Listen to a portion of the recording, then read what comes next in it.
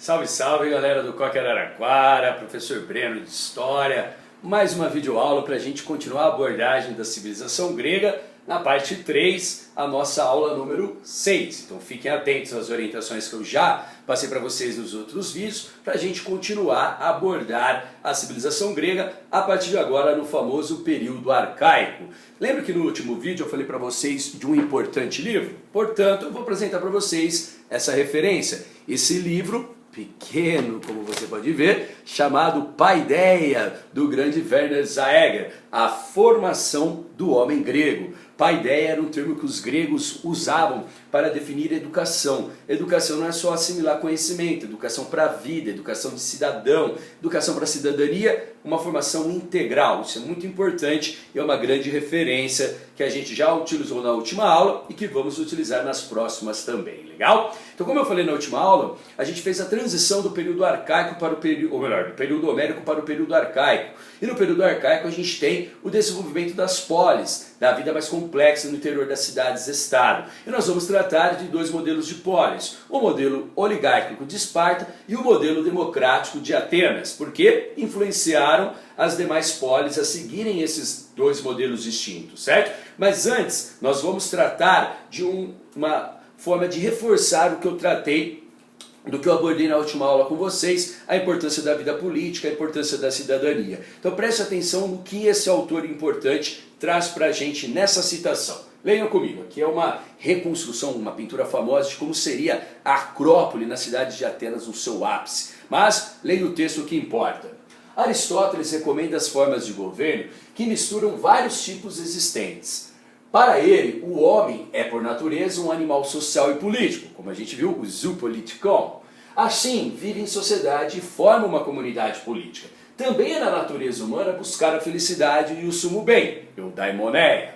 Portanto, a felicidade e o sumo bem só poderão ser alcançados na vida da polis, na vida pública. A sociedade política ganha a dignidade de uma obra da razão e é uma das mais altas e nobres criações humanas. E é aí que eu trouxe o livro novamente para vocês. Para o Zaeger e muitos historiadores, como esse que a gente acabou de ler, a grande contribuição dos gregos é a racionalidade da sua vida pública, né? Um milagre grego, como eles vão chamar, que vai originar filosofia e outras grandes contribuições como a arte grega. Por quê? Porque os gregos não vão atribuir os assuntos políticos a forças, a vontades divinas, mas sim a seres humanos se reunindo enquanto cidadãos, a gente vai definir isso, e nessa definição tomando as decisões coletivas. Lembrando, como eu mencionei agora, que nem todo habitante numa cidade grega, fosse na oligarca Esparta, fosse na democrática Atenas, era considerado um cidadão. Presta atenção no que eu vou dizer. Cidadão na Grécia Antiga só era aquele indivíduo que tinha direito à participação política, à participação das decisões da cidade, das decisões coletivas, dos assuntos públicos, certo? Então não era todos habitantes da cidade considerado cidadão, mas cidadania estava diretamente relacionada à participação política, beleza?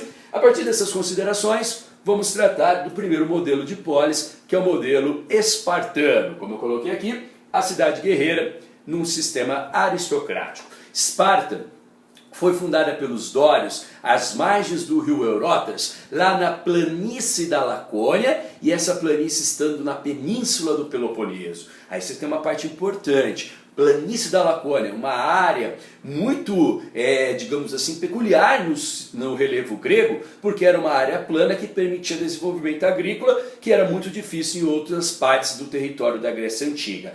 A cidade de Esparta, fundada pelos dórios, também era conhecido como Lacedemônia. Se aparecer esse termo, pode relacioná-lo a Esparta. Ela foi fundada pelos dórios. Os dórios dominaram povos ali da península do Peloponeso, como os messênios. Não confunda com os micênicos. Os messênios, eles dominam esse povo e outros ali da região, e o preparo militar dos dórios davam a eles poder e domínio sobre essa população. Contudo, os messênios, eles eram mais numerosos e constantemente se rebelavam contra o domínio dório, ali dos espartanos, né? O que eles tiveram que fazer? Se organizar militarmente para sempre colocar sob o seu controle essa população que estava, digamos, sob o seu domínio político-militar. Isso vai explicar a importância da vida militar na cidade de Esparta, correto? Então não esqueçam disso. Pelo fato de terem sido fundados pelos dórios, que tem uma tradição militarista, e pelo fato de sempre estarem, digamos, preparados constantemente para uma guerra e manter os povos sob o seu domínio,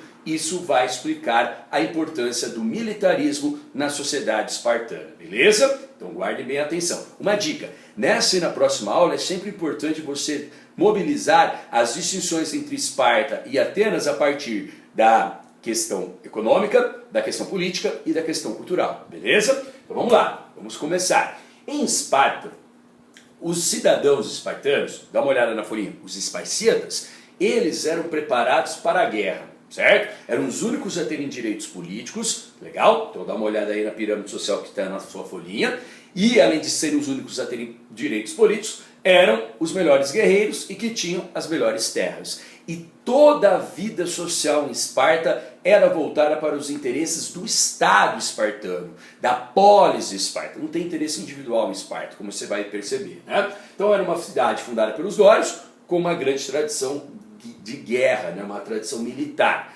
Além disso, Esparta vivenciava uma economia muito distinta do restante da Grécia. Era uma economia que, além das guerras e dos tributos e pilhagens que as guerras propiciavam ao povo, à elite espartana, os esparcíadas, esses também tinham uma economia agropastoril que, como a gente vai observar, trabalhar as terras pelos ilotas, a serviço dos esparcíadas, tinha uma economia agropastoril lá em Esparta, beleza? Além disso, em Esparta, a educação era uma educação militarista. Então tudo era voltado para a guerra, certo? Com algumas características importantes, como nós vamos ver. Então dê uma olhada novamente, como vocês estão com a folhinha em mãos, na pirâmide social. Como eu falei para vocês, os únicos a terem direitos políticos de Esparta eram os esparcíadas, os que estavam no topo dessa pirâmide social, que eram os descendentes diretos dos conquistadores dórios, certo? Então vamos ver como que era a vida desse indivíduo.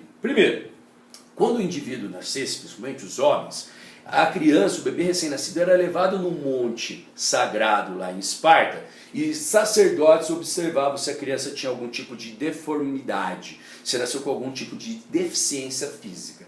Caso tivesse um tipo de deficiência ou demonstrasse fraqueza, o que os espartanos faziam? Jogavam cruelmente a criança morro abaixo, certo? Obviamente que é uma atitude cruel, é uma atitude de eugenia. Eugenia busca uma pretensão de pureza, acredita numa higienização, limpar os imperfeitos para que os puros e os perfeitos possam sobreviver. Como era esse conceito em Esparta? Como a gente vai perceber, boa parte da vida desse cara será sustentado pelo governo de Esparta. Depois ele tem que retribuir essa forma de sustento e formação como um grande guerreiro, que os espartanos entendiam. Que esse indivíduo que tivesse uma má formação física, uma deficiência ou uma fragilidade, não conseguiria cumprir o seu papel social no futuro e eles matavam, eles descartavam, correto? Ninguém vai defender isso, vamos entender por que era feito, beleza? Bom, do 0 aos 7 anos, se a criança passou ali por esse ritual de eugenia, né? A eugenia é o conceito, você tem rituais eugênicos das mais diversas formas. Do 0 aos 7 anos, o jovem era criado junto à sua família. Aos 7 anos de idade, quando ele completasse, chegariam funcionários do governo de Esparta para retirá-los da sua família e dar início a um ritual de preparação militar para o cidadão em Esparta, chamado de agogê. Nesse ritual, o jovem era incitado a retirar todos os seus laços afetivos com a sua família. Era um treinamento extremamente rígido, extremamente penoso. Por isso que até hoje quando a gente fala, uma vida espartana é uma vida dura, uma vida com poucos recursos e muita rigidez. Do 0 aos 18, alguns historiadores falam 20, então considera aí 18 a 20 anos, ele ficaria no agogê. Quando ele completasse 18 ou 20 anos, ia ter uma espécie de ritual de formatura, que era uma prática chamada de criptia. O jovem era entregue a ele uma pequena espada, uma adaga, ele ficaria com um pano só para cobrir a genitália, muitas vezes nu, e durante semanas ele teria que se virar sozinho, teria que se alimentar sozinho, teria que se proteger sozinho e, principalmente, durante a criptia, ele deveria assassinar o maior número possível de ilotas. Quem eram os zilotas? Olha novamente para sua folhinha, é a galera que está na base da sociedade de Esparta, os servos do Estado, que eu vou explicar mais adiante. Então eles tinham que matar os zilotes para demonstrar que estava preparado para a vida militar, que conseguiria se virar sozinho e cumprir ordens muito importantes para um cidadão no futuro de Esparta. E era uma forma de controlar demograficamente essa galera, os zilotas, que eles eram muito mais numerosos que os espartíatas, contudo, eles eram controlados pelo terror e com essa prática da criptia, que ano a ano, jovens tinham que assassinar o maior número possível de ilotas, certo? Então isso era chamado de criptia. Dos 18 aos 30 anos, esse cara, que passou pelo ritual do apogê, não poderia se casar, não poderia ter filhos, não poderia deixar a barba comprida e o cabelo comprido, e seria sustentado pelo governo de Esparta sem direitos políticos, certo? Ele era um hoplita, um membro da elite do exército. Só quando ele completasse 30 anos de idade, efetivamente ele se tornava um cidadão espartano. Por quê? Ele, ao completar os 30 anos de idade, poderia deixar a barba comprida e o cabelo comprido, eram formas de distinção social em Esparta, poderia se casar e ter filhos, e para isso ele receberia um pedaço de terra do Estado, do governo de Esparta. Nesse pedaço de terra já viriam quem? Os zilotas, os servos do Estado, que iriam trabalhar para sustentá-lo, correto? E ali ele iria dos 30 aos 60 anos ser um homoioi, um cidadão espartano, um esparcíada, com direitos iguais entre os seus pares, correto? Então aí ele é um cidadão efetivo em Esparta.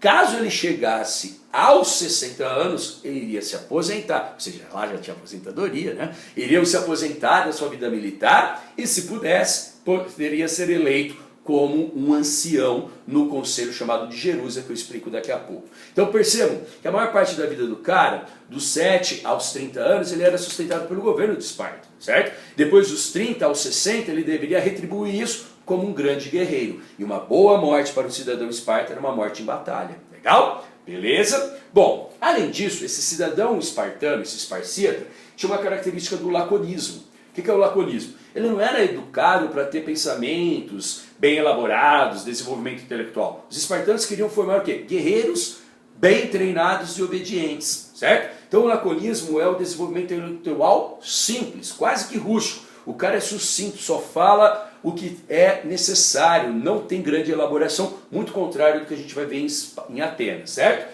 E além disso, todos os gregos eram xenófobos na antiguidade. Os espartanos eram xenófobos em relação até aos próprios gregos. Quase não vivia estrangeiro em Esparta. Então, além da xenofobia, que é a aversão ao estrangeiro, em Esparta existia a xenalasia, que é a expulsão dos estrangeiros, correto? Isso é uma característica importante para você também considerar, beleza? Bom, além disso, nós vamos tratar que em Esparta as mulheres, por incrível que pareça, tinham muito mais reconhecimento do que qualquer cidade no mundo grego. Elas poderiam ter treinamentos militares, porque boa parte do ano os homens adultos estavam em batalha e elas tinham que se proteger, então tinham treinamentos militares, correto? Para se proteger e ter uma bela aptidão física. Elas poderiam até ocupar cargos administrativos, mas nunca seriam consideradas cidadãs com direitos políticos, e além disso, elas não estavam confinadas ao ambiente privado e doméstico como nas outras cidades. E o que era mais interessante, rapaziada,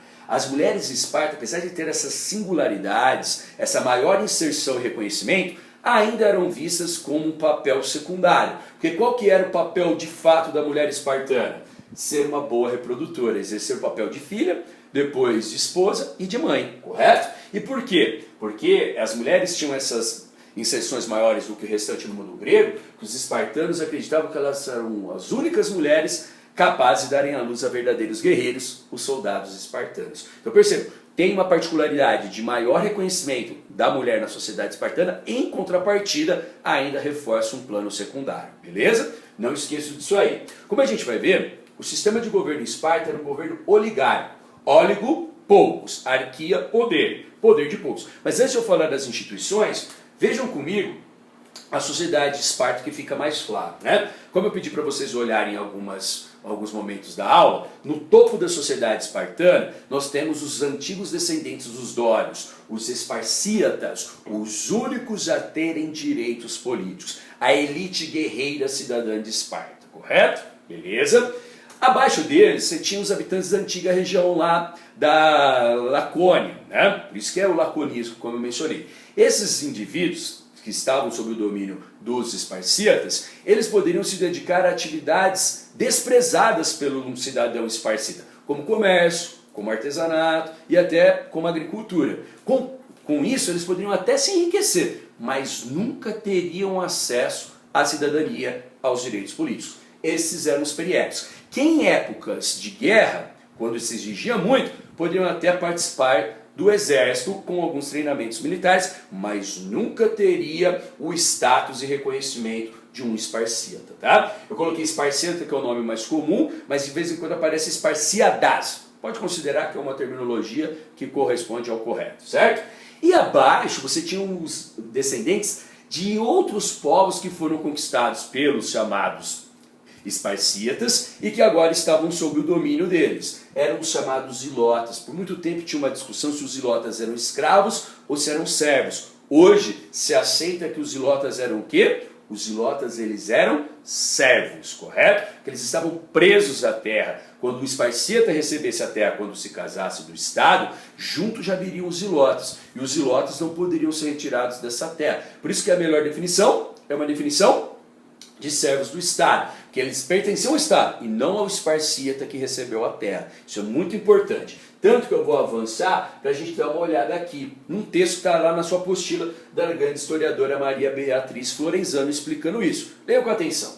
Os ilotas são frequentemente definidos como escravos. Na verdade, o conjunto de fatores permite que eles sejam caracterizados mais como servos do que como escravos propriamente ditos.